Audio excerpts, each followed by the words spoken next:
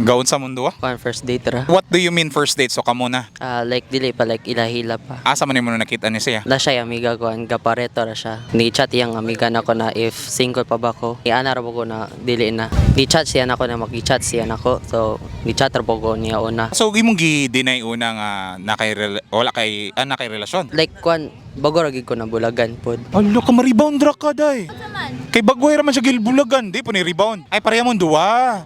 Bagway po siya gibulagan. Okay. Pila man pod ka weeks ang bulag o to bulan na? Murag last week ta to. Last week pa, okay din na ra. Kaya di ba ningon sila nga kailangan nga mosulod kag bagong relasyon, kailangan at least 3 months daw. Or usuros mga batanon nga bisag uskawikan pa mamulong naglain. Pero wa mo kay matubag ana. So dili ka mo tuwa tong at least bulanon sa o sa mamulong og laing uyabon. Ambot na lang. Ang imo hara ganara ka magila-ila-lain. Ug ganahan ko mo sulod ko online na relationship, magpa-ila-ila sa pugo or mag-ila-ila pa ming duha. I know, nila-ila pa man nga stage, diba? Pero pwede na susrian nga nung nagbulag mo atong imong ex. Ko po tong sala po nga nga Ay, ano man? ni chat man akong ex na kanang city ga-start pa tong city meet pa and niya siya what time ang game so ni send ko kuan schedule sa game then pag human na to na guys hanay may then ni confess ko na wa pa ko ka-move on niya then pag ingon ako ni move on na gid ko ato Wala ko gets nga nung gabulag. kay konto nga daw like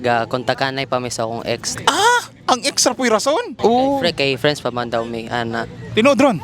oh So, dili ganahan ang imong ex nga magkamiga po kasi mong ex. wala ra po nahitabo pod namo. Nakichat ka ng ex ni mo? Di ni chat ang ex about like ni Asra sa game. Mo na to about sa schedule. Murag mulan taw na kay siya. Yung ulan to siya sa mga halay na games pod sa kwan volleyball. Tungod ato nag-away mo ng imong bagong ex po ron.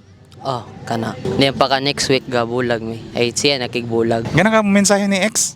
Kwan sorry ra gid kayo. Ako atong sala. Pero I don't know kung nabay sayop ano mo tubag ra po ka sa ex nimo kabay schedule ra man pud kay gistoryaan no. Schedule ra pod kanara.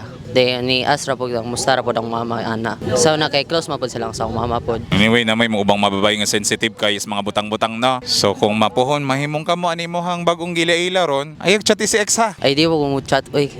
Unless sila mo nag-chat no. Ay di po na. Di po ko na mo chat pod if ex na gid ako sila.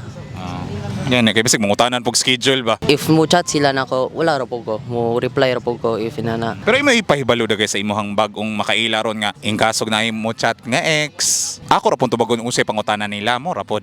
O inana. Murag mas tsada dagay gi-explain ra no kay mo boil down mo na sa ginatawag nilang misunderstanding. Okay, di mo magkasinabot kung unsay rason ngano tong ni chat, ngano kang ni reply, mahimo gyud siyang mahimong away. Kaya asa mo nagkita nimo bagong kaila-ila ron? Ay o kato ding girito no.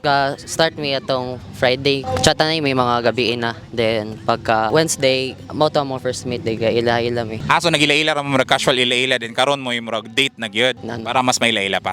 Okay. Sana all. Pero dili sa ni uyabon. Dili pa. If ready na siya, ready, okay na pod. Pareha bang kuno mo puro bagong bulag. Siya unsa yang issues iyang ex? Kabalo ka? Okay mo ingon na. Basta iya harap po to. Yung mensahe ano nimo niya? Dati mawala mo ko. Okay runo. Naunta dito magkuha niya na. Unta may mas maila-ila ikaw mga anak good. Oh, ako na lang yung message. Dati mawala. Anara? Oh, hinana na. Pasok.